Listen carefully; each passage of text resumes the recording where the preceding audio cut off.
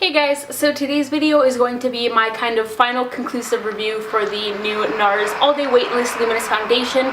Now, if you missed my first impressions video on this foundation, I will have it linked up here as well as in the down bar as well. I'd highly recommend you check out that video first before watching this, because if you don't, and if you haven't seen it, some of the things that I'm mentioning in this video might not make sense to you. Yeah, let's go ahead and get started with the review. So to start off, I am wearing this foundation today, and I have been testing it out for about the past 3 weeks or so, and I think that's a pretty good time to kind of fully test out a foundation and to see whether or not it's going to work for you. And I think that's a good kind of time span to really form an opinion on a product. So to be really thorough in this review, I have tested it out with a number of different primers, powders, setting sprays, everything like that, just to kind of really test how this foundation works and performs with different products. So like I said in my first impressions video, NARS markets this as a foundation that is suitable for all skin types, and it's not really a foundation that's going to work for everyone. I personally think, and a lot of people agree as well, that this is definitely a foundation that is more suitable for more like normal to oily skin types.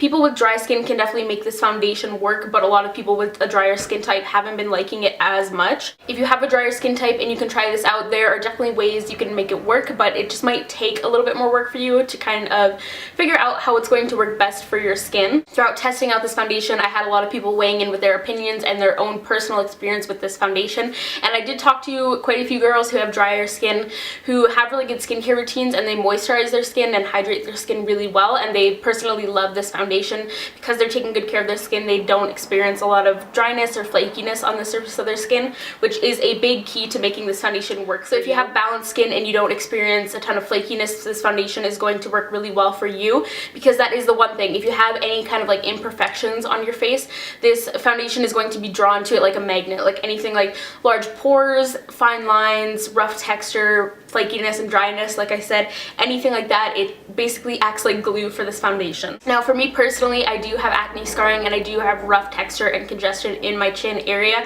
and it really emphasized that on my first initial use of this foundation. It really clinged to that, as you can see in my first impressions video. I have since found that I can make it work and kind of help with that appearance a little bit by using some more like smoothing, optical blurring kind of products, particularly setting powders. And I have found some other setting powders that work a lot better with this than the Cover FX translucent setting powder that I used in my initial review. I also did find this product settled a little bit into the larger pores I have in my nose area. So as a result of that, I tried it with the Smashbox Pore Minimizing Primer as well as Benefit Professional. These are both really popular pore minimizing primers, and I honestly find that these didn't make a difference. I still experienced settling even when I was using these, so that's something to keep in mind. As for the finish of this product, it does go on with a natural light reflecting finish, and then I found as the day goes on it does get more luminous and more kind of dewy looking. But like I said in my first review, my face looked really shiny by the end of the day, but it didn't actually feel oily to the touch at all, so that was really interesting.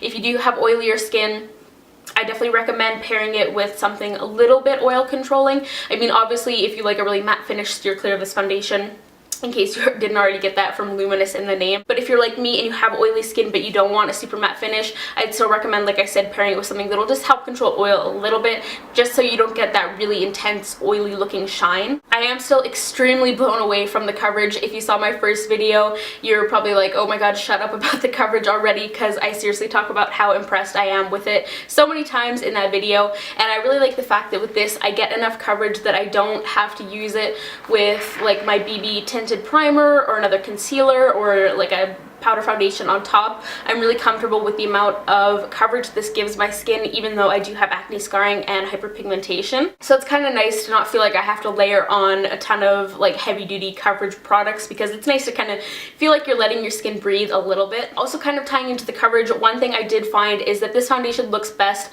when you apply the smallest possible amount you can get away with. It does build nicely, so if you want to go in and add a little bit more coverage in the areas you need it, it looks good initially, but I find throughout the day it'll wear better if you avoid that extra step and just use, like I said, the smallest amount possible. Another thing I love about this product is how easy it is to apply. It's not a foundation you have to sit there and work at forever to make it look nice on your skin. It just glides really seamlessly and blends flawlessly into your skin without having to really work at it and spend a ton of time buffing and blending. If you've tried this, you know what I'm talking about, though. Just the way it glides over your skin is so nice, and it's definitely a big time saver in my routine when I use this. So if you like a foundation that literally takes 1 minute to apply, this might be something you're interested in. And the shade I have in the foundation is Mont Blanc. This is not the perfect shade match for me. It is a little bit too pink. It's not so drastically different that I can't make it work. Like I said, I am wearing it today and I think it looks fine. I do even it out a little bit with a powder. And like I said, this does come in 20 different shades, but with NARS foundations, their shades are kind of hit or miss. Like their undertones are very strong, either very pink or very yellow. So despite the good shade range, it can be hard to find a match in NARS foundations, so a lot of people do have to end up mixing shades, so that's another thing to be aware of. This foundation is nearly $60 Canadian where I live, so if you can't find your perfect shade right away, it might not be worth it to spend like $120 to mix your perfect shade. And I also wanted to let you guys know what my personal favorite product combination to pair this with was, and it is the Smashbox Photo Finish Blemish Control Primer. This is the primer I used initially in my first impressions video, and this is what I ended up liking the most. This is just a lightweight gel primer. It doesn't feel silicone-y, it doesn't have that kind of like slip to it, but it works really well. And like I said, I have been using this with this foundation instead of my tinted BB primer from Tarte because I'm happy with the coverage it gives on its own.